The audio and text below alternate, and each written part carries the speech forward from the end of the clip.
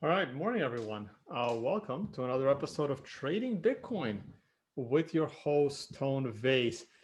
So my camera doesn't want to work. It feels like it doesn't have enough memory to work, which is insane because this laptop is currently 32 gigs of RAM, and I will raise that to 48, considering my last one was only 16, and I am running a lot less shit on this one than the last one.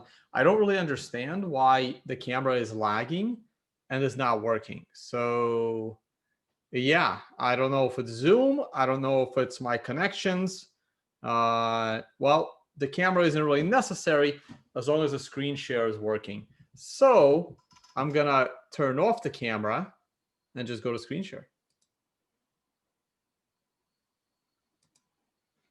I'm not getting Linux, guys. I'm not getting Linux. I'm not getting a Mac. I had a Linux machine once and I had a Mac once. If you want to know what happened during those years, I basically went digital and didn't want to use a computer. My productivity and user experience with a Mac or Linux is at a point where I would rather do anything, including paint the outside of my house, than use a computer. So there ain't never going to be Linux or Mac being used by me.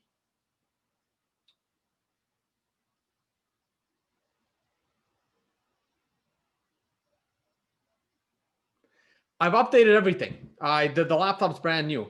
I just can't see what more drivers need to be updated.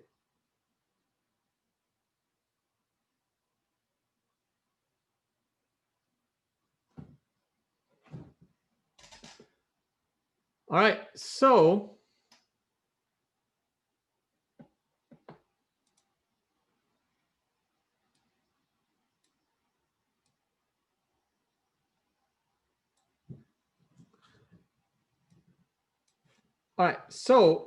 this is Tesla, and Tesla had the big news last night.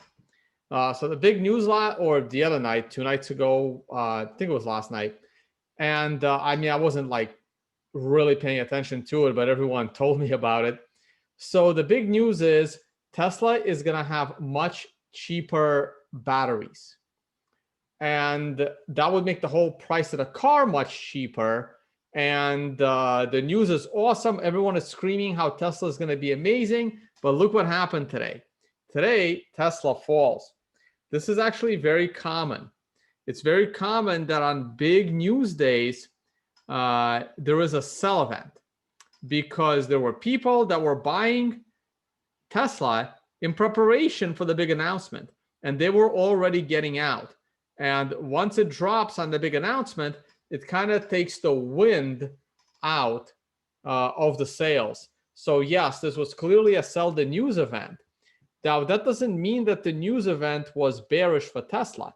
The news event is actually pretty bullish. And once this wave of selling wears off, it's very likely Tesla will go to new all-time highs. Let's go to Bitcoin.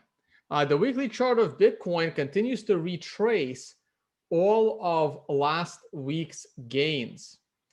And right now, the weekly chart is not interesting at all. It's just not. Yeah, 1 million miles of usage per battery is great.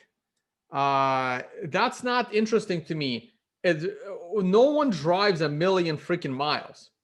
What's more interesting to me is getting that battery to run 500 plus miles before you have to recharge it.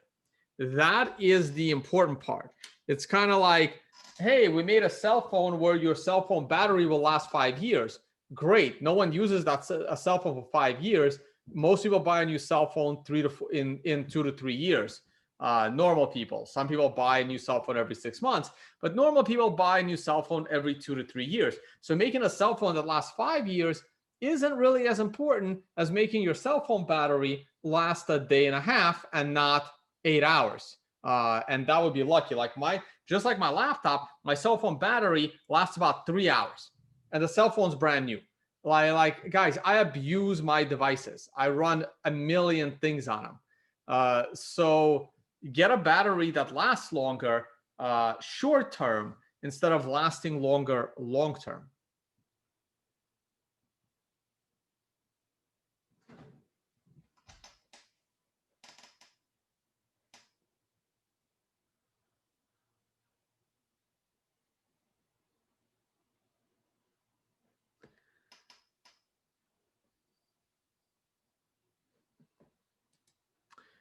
All right, guys. Yeah, I'm not using a webcam. In fact, this laptop that I have doesn't have a webcam. I'm using, what am I using? This is the Sony. It's a high-end Sony camera. Man, I gotta get the box. The camera was a present. It's like a $700 Sony 4K camera that I have set up. Same one that Jimmy uses.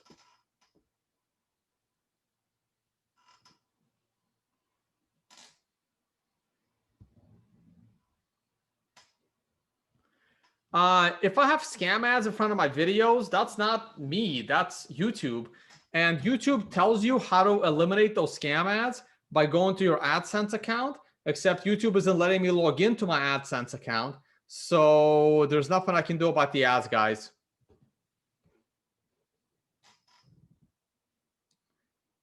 Yeah, I'm using that. I have a cam link. So the HDMI cord from the camera goes into the cam link, which goes into a USB port.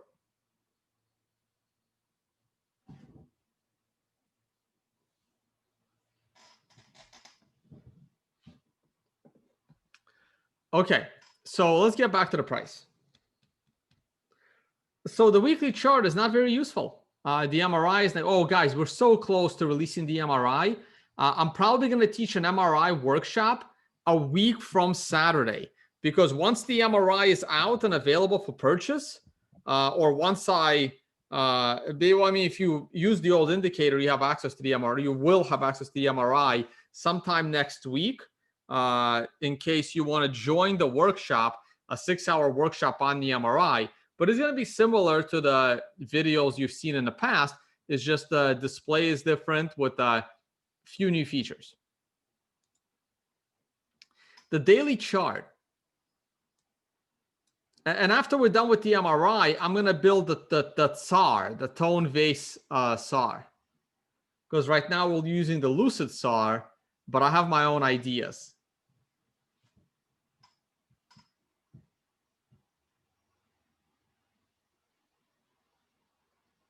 Though I think it's bullish that Bitcoin has found support in the 20-week moving average.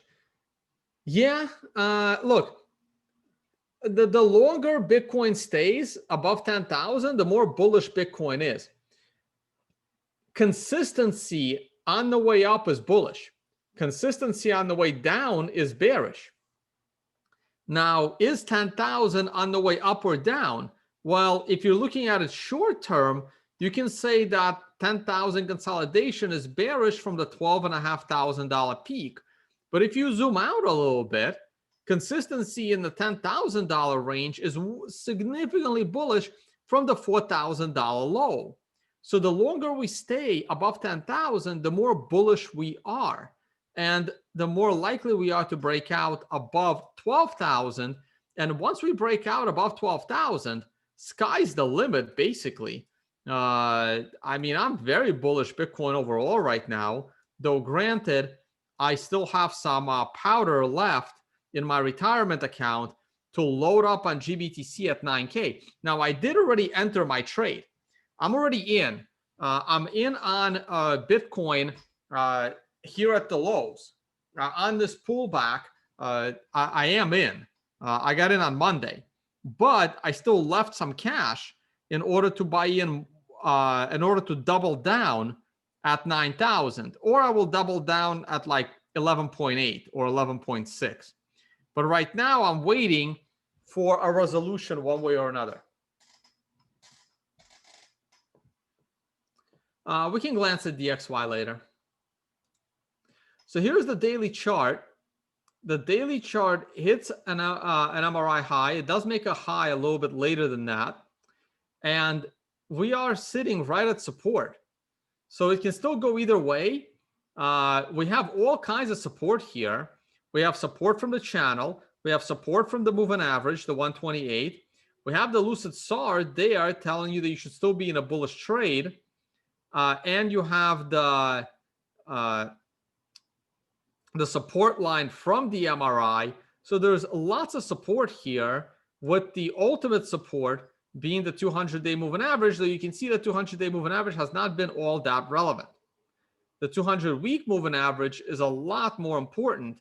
And if we can get to that 200-week moving average, I may have to sell some assets so I can really load up on Bitcoin. Here's the 4-hour chart. The 4-hour chart is consolidating once again. Now, looking at the 4-hour chart, this consolidation is not bullish at all.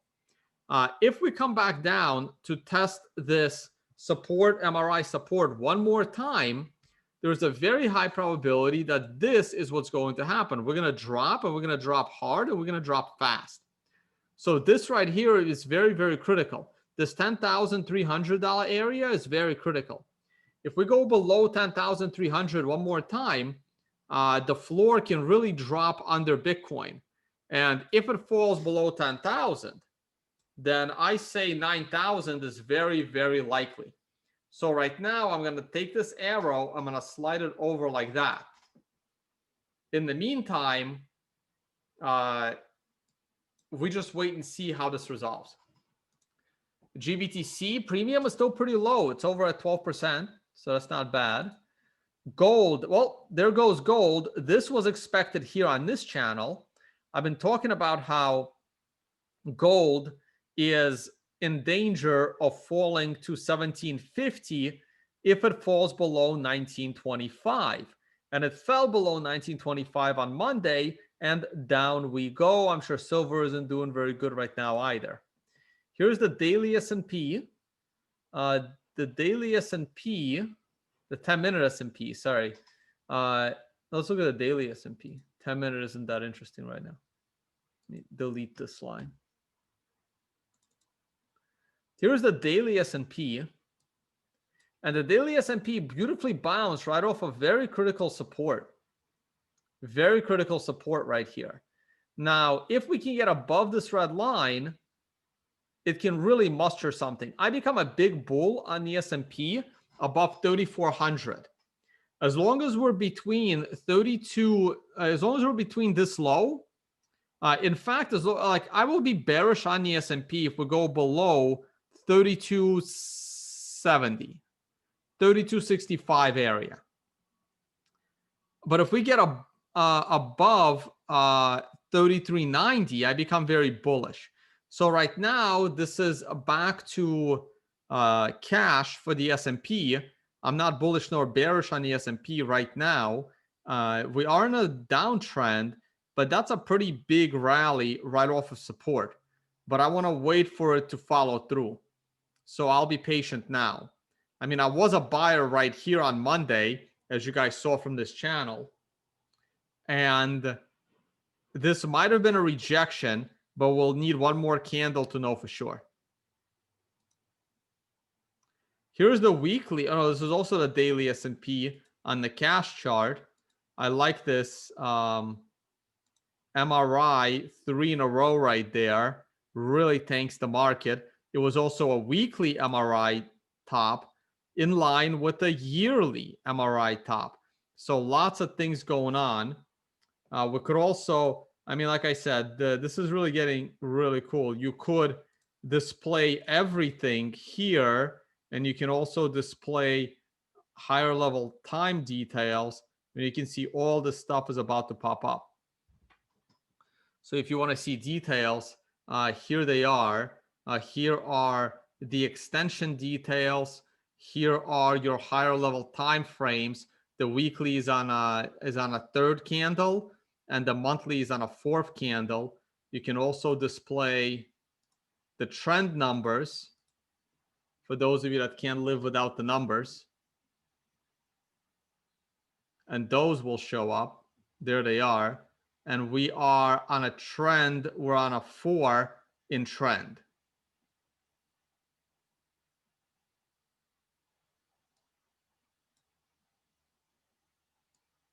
So there you guys go. So that's how you would turn on details. Yeah, we got a lot of cool stuff here. I'll teach it. I want to teach a workshop on it, but you'll see me use it. Or you can play around with the features if you have access. They're pretty self-explanatory. Try to name these fields based on something useful. All right, let's look at DXY. Already talked about Tesla. I guess I don't need to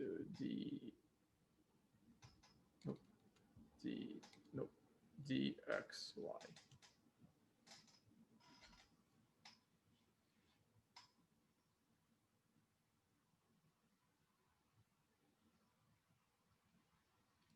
Yeah, so DXY is rising, but it's got a long way to go. I mean, it's only coming up on its first level of resistance. I don't know what that is, but I'll delete it. It's coming up on its first level of resistance right here with the MRI. It had a weekly buy right there. Wow. See, this is really cool. It had a weekly buy right here, right at the low. So it's really awesome that we have that as the default now. So there must have been a buy right there. Oh, gorgeous. So you look at the daily and you had a buy. Like if I go to the hourly, you'll be able to see the daily and the weekly and stuff.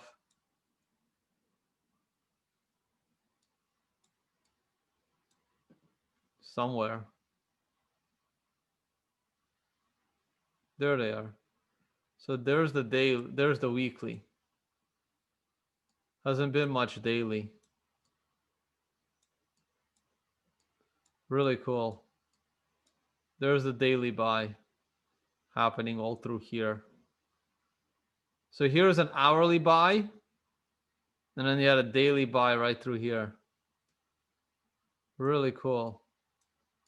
Really neat features, guys. And you can see where in the week the lows came on the hourly chart. So anyway, what about now? Well, we're bullish the dollar. I've always been bullish the dollar. It always bothered me that the dollar sank this much. I've been a dollar bull in forever. So there's your weekly buy. And we're in the middle of a 1 to 4 dead cat bounce. And let's see how high it can go. I think it should go at least to 96. And then we'll see what happens.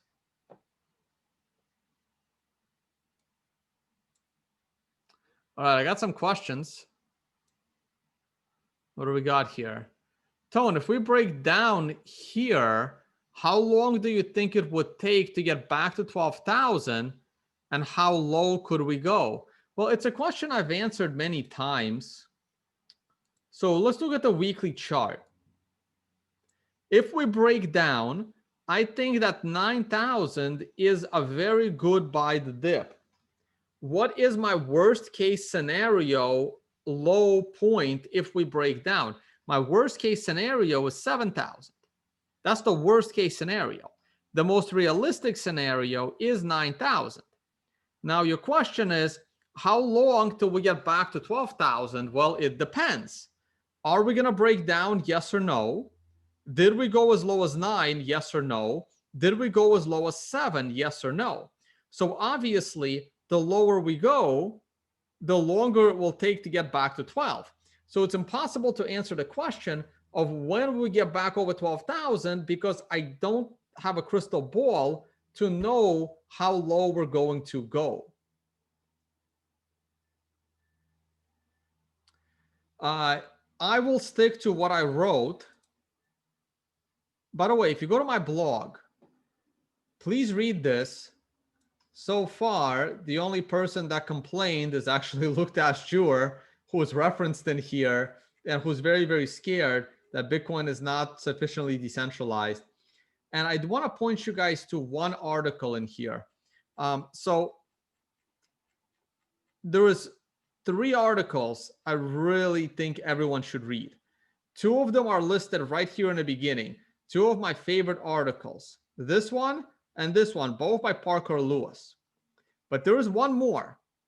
My potentially the favorite article out of all of these references is something written by like a Bitcoin enthusiast who also runs who like ran one miner just to support the network. But she wrote an amazing article. Once I find it. And it's right here. I'm going to tweet this out later, by the way. Where the hell is it? Here it is. No, that's not it. Here it is. Help protect Bitcoin's ecosystem by running your own full node. You click on this. And this is the article you get. Money is a social construct, and that's why you should run a Bitcoin full node. I will tweet this article out later. It's the last article Brand 7 wrote. It was written in November of 2017. And I reread it recently as I did my piece. And this was awesome. And it didn't, you know, maybe a few hundred people read it. That's about it. But I'll tweet this out later because everyone should read it. And this was at a time where people thought that Bcash had a chance to win. Well, some people. I didn't, but some people did. So you definitely want to read this article. It's awesome. And like I said, this is the last article Brand 7 wrote. And she only wrote about 5 articles. Make that 3. 1, 2, 3, and 4. 4. Okay. This was awesome. Why isn't this thing working? Oh, there it is. Just delayed. All right. Next question. Okay. Sorry. So why was I going to my blog? I was going to my blog to pull up my Bitcoin predictions after my here. And I'm going to stick to my guns. Because I am expecting a lower low in the $5,000 vicinity. This happened in March. Before the halving, but not ruling out after. It will take time to climb back above 10,000. This is why I am also expecting Bitcoin price to spend the majority of the year below 10,000. What does the majority of the year mean? Well, the majority of the year could mean 51% of the year. It could also mean 60% of the year. And it could also mean 70% of the year. What was I thinking? I was thinking 60 to 70% of the year below 10,000. Right now, if we never go below 10,000 again, we spend about 51% of the year below 10,000. Majority, technically, yes. I was thinking closer to 60%. So if we fall below 10,000 one more time, I would then be 100% accurate on my prediction. So this had 100% accuracy. We fell below 5,000. This is borderline accurate because no matter what happens, Bitcoin spent 51% below 10,000 this year because we didn't break 10,000 until like August. And what am I expecting at the end of the year? A close out the year in the vicinity of 10,000. What's vicinity of 10,000? Anything between 9 and 12,000. I'm giving it a little more leeway on the upside because Bitcoin is always has upward bias.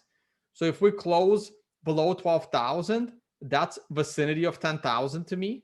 It would be nicer if it closed closer, below 11,000. Then it's certainly in the vicinity of 10,000 if your first two numbers are 1 and 0.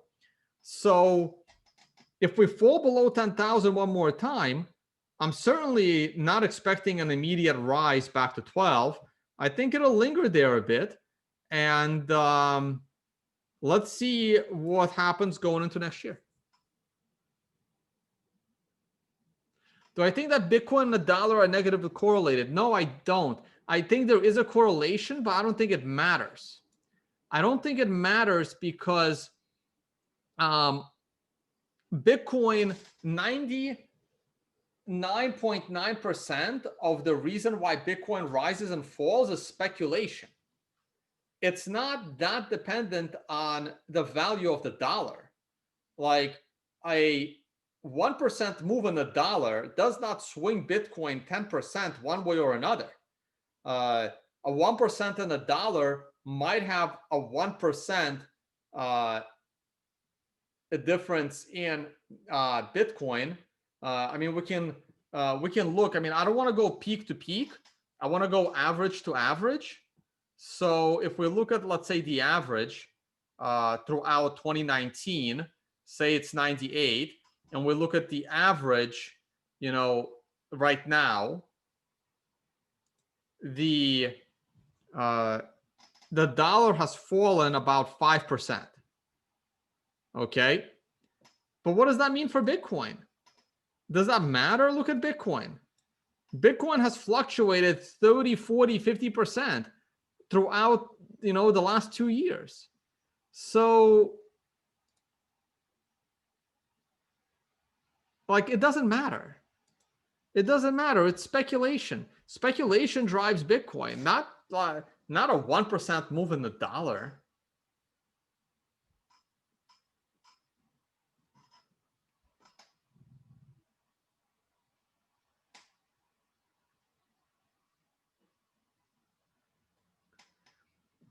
Like, the dollar correlation has more to do with gold than Bitcoin, because gold is also speculation, but gold is also a hedge against inflation.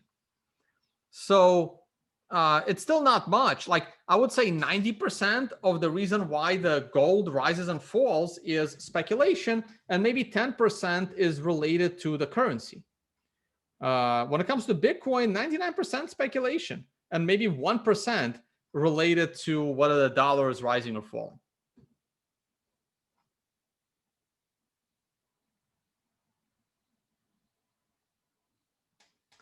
Oh God, the suppression of gold prices again. Please stop with the suppression of gold prices. You sound like an idiot. Like, there is no suppression of gold prices. Please stop. I've been arguing this forever. I know Max Kaiser and I always debate this. There is no suppression of gold prices. Like, just Google these things. Like, they're not like, I stop reading Zero Hedge. I'm Googling Deutsche Bank manipulates gold. Like, they're fun headlines, but they're ridiculous. Here. Deutsche Bank to pay 60 million to settle US gold price fixing case. You read this headline, you read Zero Hedge, you go to these gloom and doomers, and they start screaming how this is a suppression of gold prices. No, you didn't read what they were actually manipulating. If you read into it, most of the time, they're actually manipulating gold to the upside, not to the downside. Deutsche Bank doesn't give a shit about the price of gold. They care about money. Their traders care about money. If they can find a way to make money by screwing with the exchange ratio of gold, because for some dumb reason, they're the ones deciding what the price of gold is, they will manipulate it by 3 cents and then sell or buy 10,000 contracts that are leveraged 50 to 100 to 1 to profit thousands of dollars by manipulating the price of gold by 3 cents. But they have absolutely no agenda whether this 3 cents is up or down. And it doesn't even matter if this 3 cents is up or down. Okay. Like, if you, where's Zero Hedge? Zero Hedge is notorious for this, because they know their readers are like crazy about this stuff. Just read into it. Read the court cases. Man, this issue really bothers me. Like here, most of these cases are just spoofing cases. They're not this government agenda, suppression of gold prices, and then the same government is fining these banks for doing it. Come on, guys. It's ridiculous. Here, this is what they do. They manipulate the price by a few cents to the downside, and then it spikes up on them. So when they did an analysis, like Deutsche Bank pays this multi-million-dollar fine that they manipulated gold prices by announcing prices by 3 cents lower every single day at noon. And then they were doing this for 5 years. And at the end of the 5 years, the price of gold was higher than it was 5 years earlier. So what does that say about your conspiracy theory that there is the suppression of gold prices? Here it is.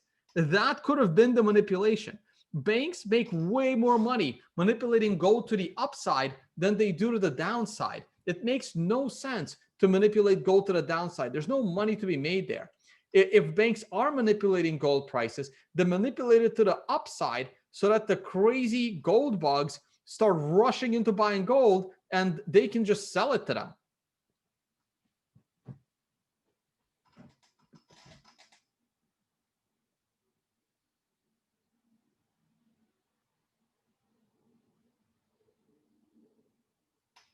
Yeah, over the years, there's been way more attempts to manipulate gold and silver to the upside. Just read the Hunt brothers case where they tried to manipulate.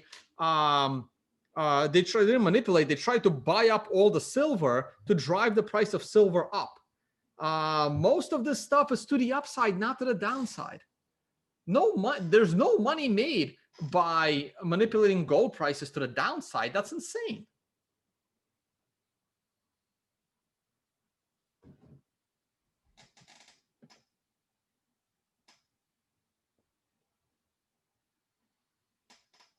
Look, here's where Zero Hedge is good. Zero Hedge is good at breaking the story, but Zero Hedge is absolutely terrible at analyzing the story. All their analysis is just feeds the conspiracy and gold bug narrative. But they're amazing at breaking the story.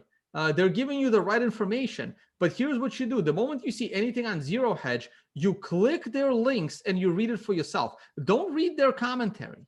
Their commentary is absolutely terrible. But they do a great job in bringing you important headlines in real time, but then they do a terrible job in telling you what that headline means.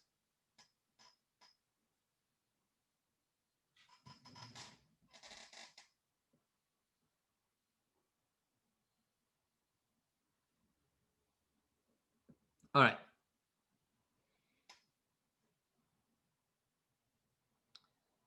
What else do I need to look at?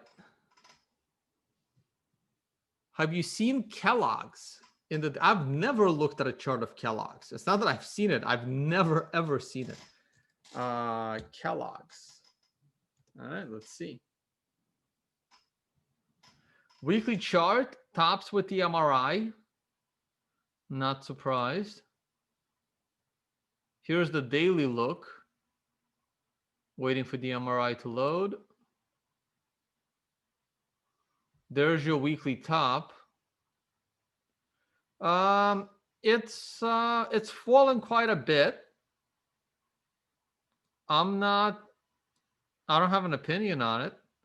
I think it's coming to an MRI bottom pretty damn soon. Probably in the next 2 days. There'll be an orange arrow the day before, giving you a warning. So that would be a double buy.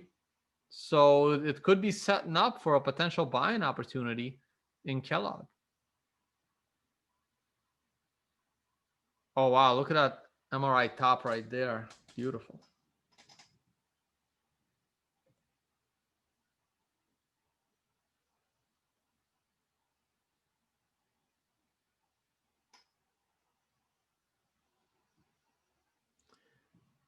Oh, man. ZM's mooning again? Man, I missed that one. Oh, God. Wow. Look at that. Look at that. I wouldn't buy it today. It had a monthly. It's still in the middle of its monthly top. Let's go to the weekly chart. Man, I think it's getting ready to top. I mean, Zoom's doing great. Jesus. What a move. 60 to 500. 10x move this year. COVID really helped their business.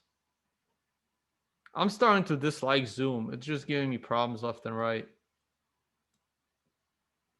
It's on a monthly top. I'd wait. I think Zoom's going to be pulling back.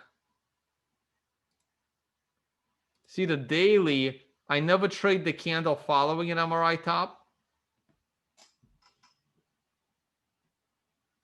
So I'd wait. It might be coming down tomorrow. I wouldn't be chasing it. I mean, here it is in early September after earnings and closed this gap almost in full. That's common. Big earnings pop and then pull back, but the earnings must have been amazing. So this is the prior earnings play. But going into the next earnings, which we don't know when they are, it can definitely pull back. So yeah, I wouldn't rush into Zoom right now. Man, I had no idea it went up this much in the last few days.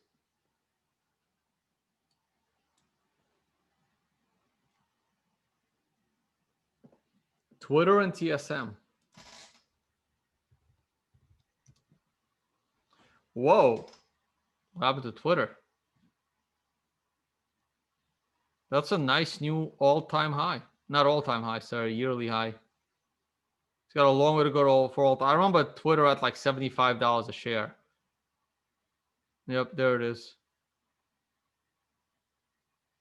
Yep, 75. Man, Twitter was in trouble. Look, it was down to 14. You know what saved Twitter? Trump. Trump, right here. Presidential election. Going into 2016, Twitter was dead. And then Trump starts using Twitter for his, basically for his news conferences. And it pretty much saved Twitter. So.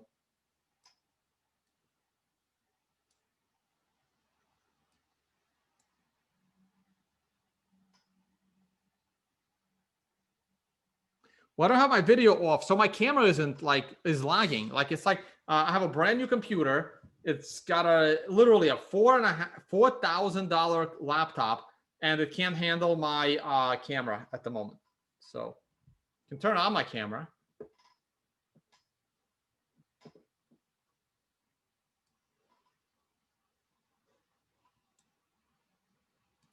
But it just like doesn't like it just freezes and it's just laggy. Like, I don't know. It's not a webcam. It's an actual like Sony 4K camera, but just can't handle it.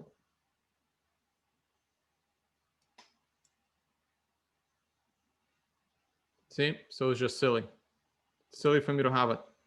If I can't fix the problem, I don't know. I may have to go to a cheap webcam instead of a nice camera again. Because this laptop doesn't have a webcam, which is actually really good. It's cool. I like the fact that the laptop doesn't have an inbuilt webcam.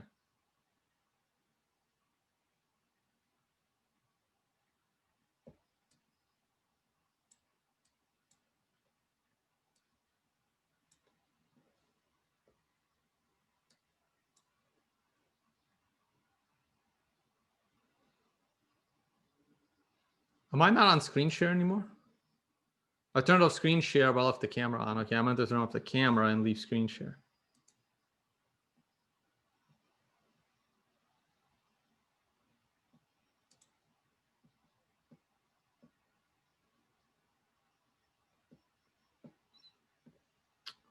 Okay, and what was the last stock I'm going to look at, and that's it? Use Logitech Brio. I have that one. I hate it. I can't stand it. I'm actually, it was like a $200 camera. I can't stand it. I'm actually, it's sitting on a shelf. I went out and I bought like a $60 webcam because I think the Logitech Brio sucks. I almost threw it in the garbage, but I figure one of my friends will want it. I think it's terrible. It doesn't work for me. The worst thing about that camera is that it doesn't adjust. Like you can't tilt it down. It's like the worst design ever. And it works terribly in light. So if you turn it on in daylight, it just doesn't doesn't work. I think it's a terrible camera. The best webcam is like the camera that Logitech built like 10 years ago. It's still the best webcam. Like the C90. I think it's C90. One of those. Like their very first one.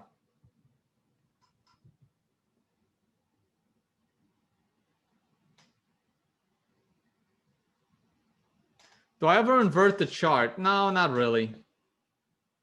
I can imagine what it looks like upside down.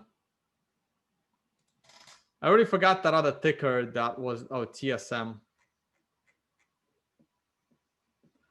Nope, I will never use OBS. I don't have a month of my life to waste figuring out OBS. I remember spending like an entire week trying to get OBS to work, and I finally got it to work, but it was insane. OBS is like, if there was ever a piece of software that it's as complicated to use as setting up a Bitcoin node, it's OBS. But at least the Bitcoin node's worth setting up.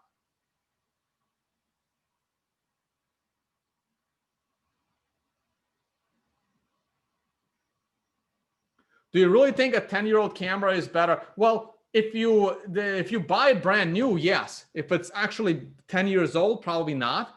But that's still the best camera. Like, if you look at ratings for webcams, that camera that's been around for over 10 years is still always ranked in the top 3. No one can build a good webcam. Like, not even Logitech. Not even Logitech. Their first webcam is still their best one. Like, not their cheap model, like their first high-end webcam model, the C90, I think.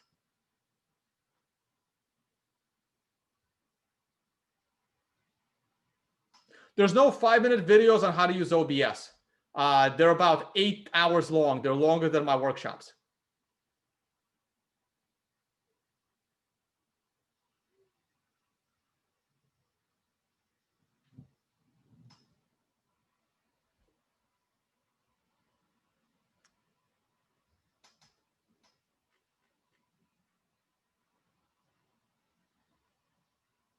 TSM. I keep trying to get to that ticker.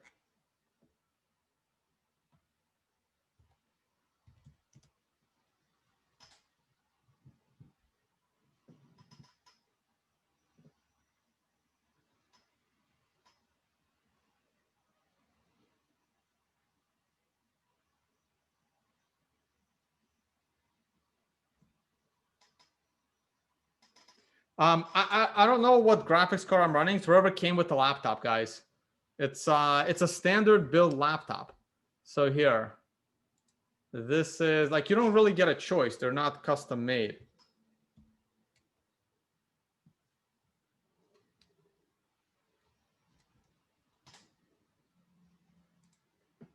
Here, this is the laptop.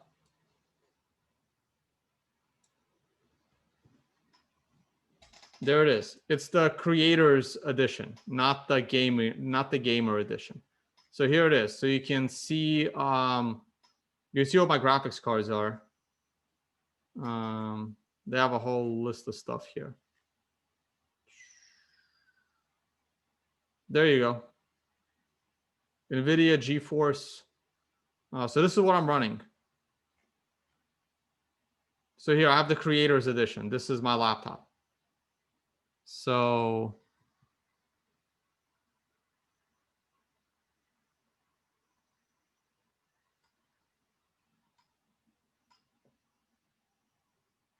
this is what I'm running.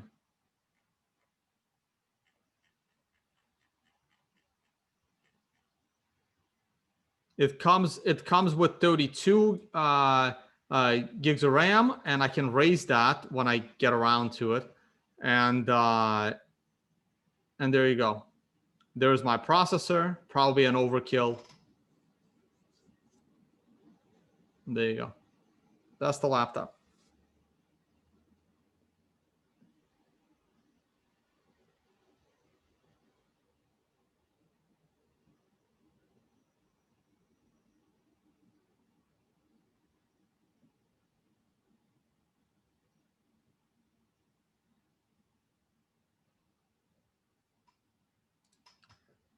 No comment on TSM.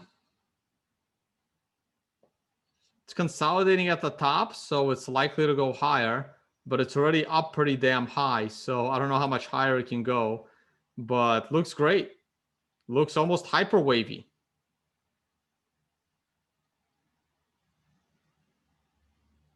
Looks almost like it's in phase 4 of hyperwave.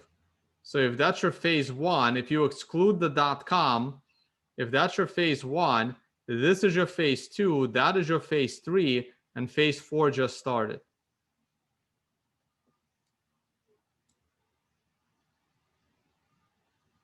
It might be over, but this consolidation tells me it's ready to go higher. I'm also on a log chart. It shouldn't be on a log chart. Or maybe it's not on a log chart. No, it's not on a log chart. That's a log chart. So I'm not on a log chart.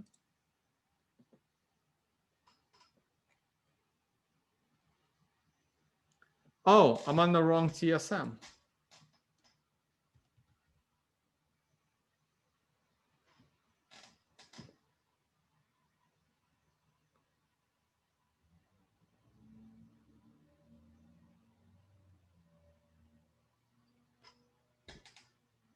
No, I should be on the right one. There's nothing else.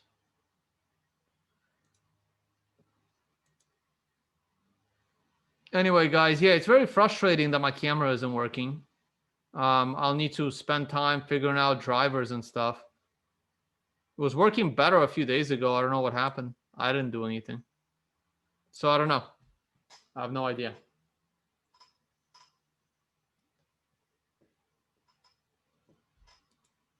We can look at the cues. It's pulling back. I mean, we should look at the NASDAQ, but I mean, it's okay. I would like to see the NASDAQ pull back and test 230 on the cues, but we'll see if that happens. That's a good buy the dip for me. Just a pull back to the prior swing high.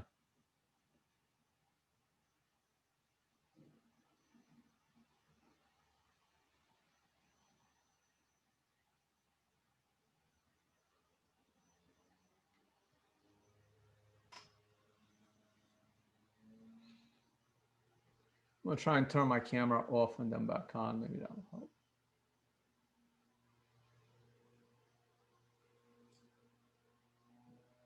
Though I doubt it.